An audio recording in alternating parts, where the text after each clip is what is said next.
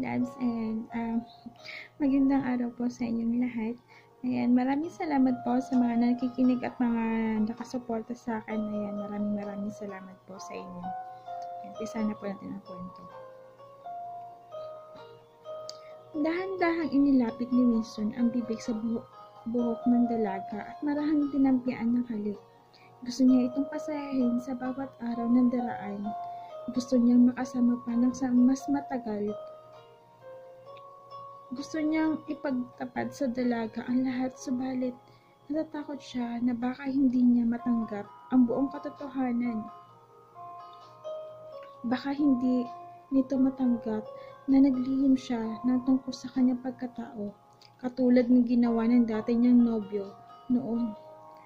Ayaw niyang masaktan ang dalaga dahil alam niya na mas higit siyang masasaktan kapag nangyari iyon. Nais niyang matapos na ang lahat ng iyon. Nais niyang magbayad na si Gregorio para malinis ang sariling pangalan at hindi na kailangan pang magtago habang buhay. Nais niya ang tunay na Winston ang makasama ni Aina sa mga darating na araw. Nais niyang maging tunay na masaya kasama ang mga taong pinapahalagahan ng sobra sa buhay niya. Subalit alam niyang hindi iyon magiging ganoon kadali.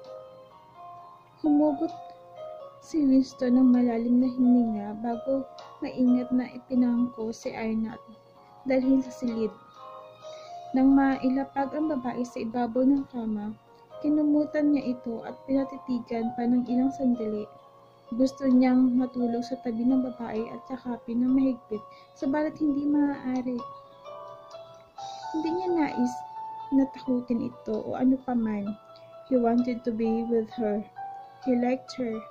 Totoo ang lahat ng kanyang mga sinabi rito kanina, ngunit alam niyang tinatanggap lamang iyon ni Aina bilang biro. Wala naman ring siyang pakialam. Ang mahalaga sa kanya ay masabi niya kung ano ang tunay nararamdaman kahit na walang katugon.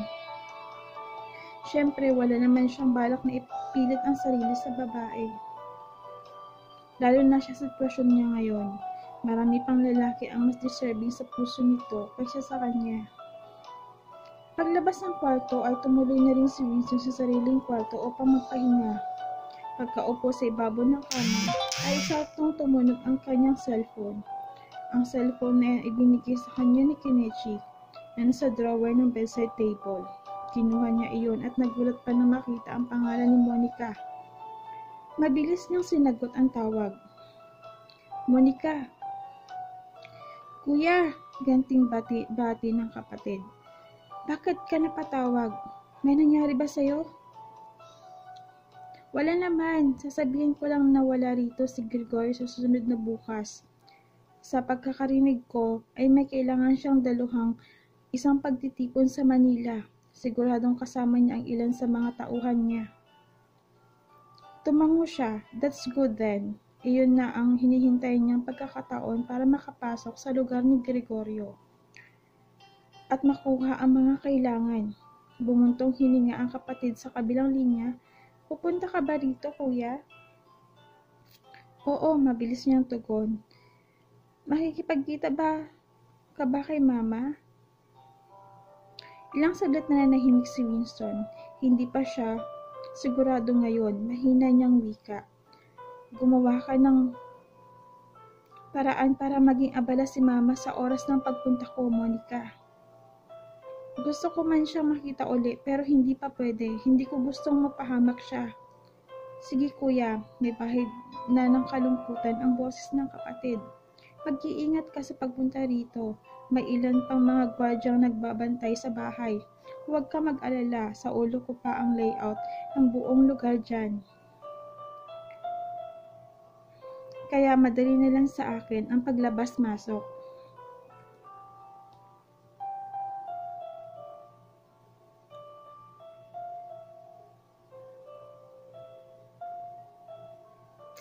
Nakahinga ng maluwag si Winston na makapasok sa backdoor ng bahay ni Gregorio Rosales ng gabing iyon. Kanina ay napadala siya ng mensahe kay Monica na sasabing malapit na siya at iwan na nakabukas ang backdoor kung saan may mas madaling entry. Laking pasasalamat niya dahil hindi ganoon karami ang mga gwardya nagbabantay sa buong lugar. The whole house was then lit. Siguro dahil niyang tulog na ang mga katulong bago pumunta roon. Kahit na medyo may kadiliman ang paligid ay naging madali rin para sa kanya ang tukuyin ang bawat pintong naroon.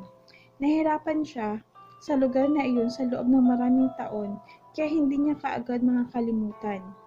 Napatigil si Winston sa paghakbang nang marinig ng mga yabag mula sa hagdan ng bahay. Mabilis siya nagtago sa isa sa mga wall post. Sumilip siya sa parteng pinanggalingan ng mga yabag at nakahinga ng maluwag ng sa liwanag ng wall lamp si Monica. Maingat at marahan siya nagpatuloy sa paglalakad hanggang sa makalapit sa kapatid. Kuya, mahinang wika ni Monica. Hawak ang dibdib. Mabuti naman nakapasok ka rito kanina. Ako nag-aalala. Kuya, si Mama, agad niyang tanong. Natutulog na siya, sumulip ito sa hagdan. Saka di kalayuan. Kailangan ko nang magmadali, kuya. Baka maya-maya lang ay bumalik na si Gregorio o hindi kaya ay magising sa mga katulong at makita ka. Tumango si Winston at marahang ginulo ang buhok ng kapatid. Thank you. Magpahinga ka na rin. Ako na ang bahala rito. Siguradong magtataka ang mga katulong kapag nakitang gising ka pa. Tumango si Monica at iniwan na siya. Nagtungo si Winston sa second floor ng bahay kung saan naroon ang office ni Gregorio. Nagpasalamat siya dahil hindi nakalak ang pinto. Well, inaasahan naman na niya iyon. Hindi talaga mahilig mag-lock ng pinto ang stepfather niya mula pa noon. Pagkapasok sa loob ng agad niya itong inoon ang switch ng ilaw. Hindi na siya nag-aksaya ng oras at mabilis na nilapitan ang mga drawers na nasa working table para maghanap ng mga papeles na maaaring makatulong bilang ebidensya sa lahat ng mga iligal na gawain ni Gregorio. Nothing. Nainis na pabuntong hininga si Winston. Sumulyap siya sa isang malaking painting na nasa gitnang parte ng dingding. Malamang ay tinatago na ni Gregorio ang lahat ng mahalagang dokumento ng kasama sa trabaho ng isang secured na lugar. Lumapit siya sa painting at tinanggal sa pinagkakasabitan sa dingding. He wore gloves. He would not leave fingerprints. Isa iyon sa mga payo ni Kenichi. Maingat niya inilapag ang mga painting sa sahig at agad na nakita ang isang bolt na nakasabit sa dingding. Alam niya na may ganitong bolt si Gregorio dahil minsan na niya itong binuksan sa kanyang harapan noon. Inilabas niya mula sa dalang backpack ang special powder na ginagamit upang makita ang mga fingerprints sa mga numero ng bolts. Si Kenichi rin ang nagturo sa kanya sa pagbukas ng mga ganitong secret vaults. Ilang minuto rin ang dumaan bago niya nagawang buksan ang mga bolt. Hindi niya maunawaan ang tuwang naramdaman dahil doon. He had never done this thing before. It was very few feeling. Hindi kaila kay Winston na hindi tama ang kanyang mga ginagawa. He was trespassing and robbing, subalit iyon lang ang paraang maaari niyang gawin para maitama ang mali. Kung magsasalubong siya sa mga otoridad at sasabihin ang lahat ng kanyang nalalaman, malamang ay hindi rin siya pakinggan. Ganoon ang nangyari noong pinagtatanggol niya ang sarili. Makukulong lamang uli siya at maghihirap habang ang tunay na may kasalanan ay magpapakasasa sa kanyang kayamanang hindi naman ito legal na kukuha. Gumawa siya ng masama, kapalit ng lahat na kasama ang ginawa ni Gregorio. An eye for an eye, a tooth for a tooth. Isa-isang tiningnan ni Winston ang lahat ng mga dokumento na sa loob ng vault. Bingo! Lahat ng mga kailangan niyang documents ay naroon. Mabilis niyang kinunan ng mga larawan ang lahat ng parte ng mga dokumento. Gustusin man niyang itakas na lang ang mga original dokumento, hindi maaari. Siguradong mahihinala si Gregorio. Hindi niya gustong masira ang mga plano nila ni Kenichi. Hindi nagtagal ay natapos na rin si Winston ang pagkuha ng mga larawan. Agad niyang ibinalik sa pagkakaayos ang mga dokumento sa loob ng vault at muling isinaraha.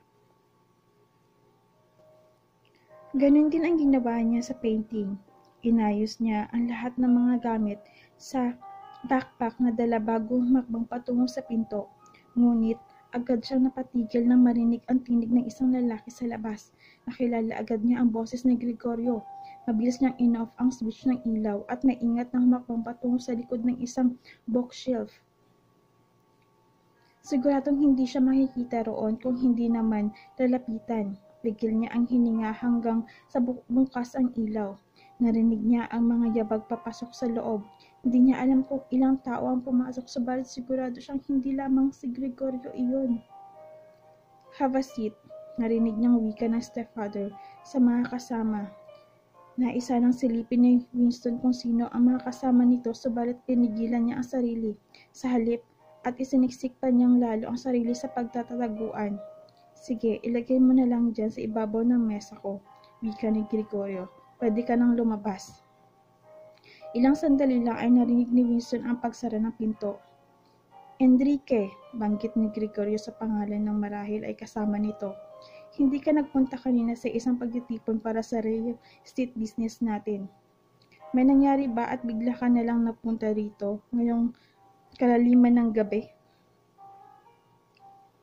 "May mga isinasako ako sa lugar na ito," boses iyon ng isang lalaki, si Enrique. "Dumaan lang ako para makausap ka." Ilang saglit itong huminto. "Anong laman ng mga briefcase na yan?" Nasa tono nito ang pag-uusisa. "Panibagong mapagkakakitaan," tumawa pa si Gregorio. "Siguradong malaki ang kikitain dito basta maging maingat lang. Alam mo naman na minsan ay hindi pa ako pumapalpak sa lahat ng mga negosyo ko." Ikinayom ni Winston ang mga kamay dahil kayabangan ng stepfather. Sa bawat minutong dumaraan na narinig niya ang lahat ng mga sinasabi nito, ay mahigit na nadaragdagan ang pagnanasa niyang nakaganti sa pagbagsak ng lalaki. Ayan na nga lads, dito ko muna tatapusin yung kwento natin, no? Sa susunod po, ayan, antabay lang po tayo. At sana hindi po kayo magsawang makinig sa mga kwento ko. Ayan, marami pong salamat.